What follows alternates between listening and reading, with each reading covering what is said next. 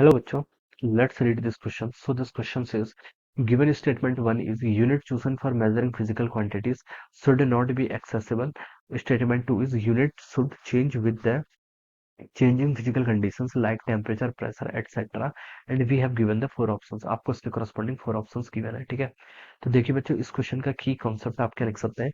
The key concept of this question, units लिख लीजिए। क्या लिख लीजिए? यूनिट, ठीक है? यूनिट्स की देखिए आपकी क्या क्या करेक्टरिस्टिक्स होती है, आपको ये बताना है, ठीक है?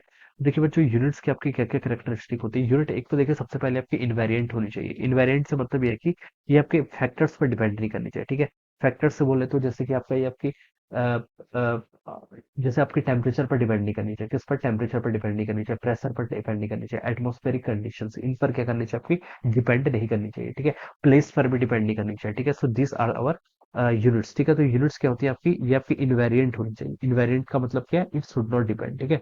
ये आपके इन पैरामीटर्स पर टेम्परेचर, प्रेशर, एटमॉस्फेरिक कंडीशंस होती है या फिर प्लेस होती है। इन सब से क्या होनी चाहिए आपकी? इनवेरिएंट होनी चाहिए, ठीक है?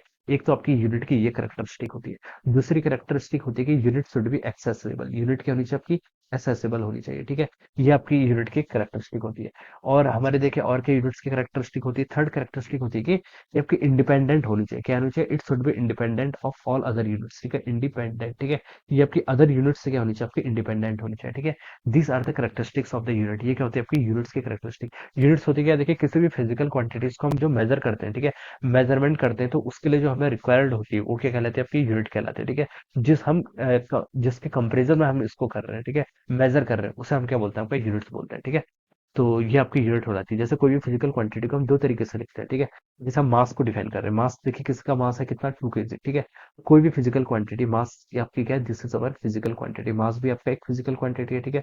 अब 2 kg आ गया। टू क्या है? टू आपका न्यूमेरिकल फैक्टर है। केजी, केजी की आपकी यूनिट है, ठीक है? केजी देखिए किसी अदर फैक्टर्स पर आपकी डिपेंड नहीं करती है, तो हम बता सकते हैं इट इज इंडिपेंडेंट, ठीक है? एसेसिबल है, ठीक है? केजी को हम मेजर कर सकते हैं, ठीक है? तो ये आपका एसेसिबल भी है, ठीक है? इनवेरिएंट यानी कि आपका अदर पैरामीटर से इंडिपेंडेंट है। टेम्परेचर वगैरह इन सब से क्या आपकी? प्लेस से इन सब से क्या आपके? इंडिपेंडेंट है, ठीक है? तो ये आपकी करेक्ट यूनिट है, ठीक है? अब देखिए स्टेटमेंट वन ने बोल रखा है कि unit chosen for measuring physical quantity should not be accessible. तो ये आपका रॉन्ग हो जाएगा, ठीक है?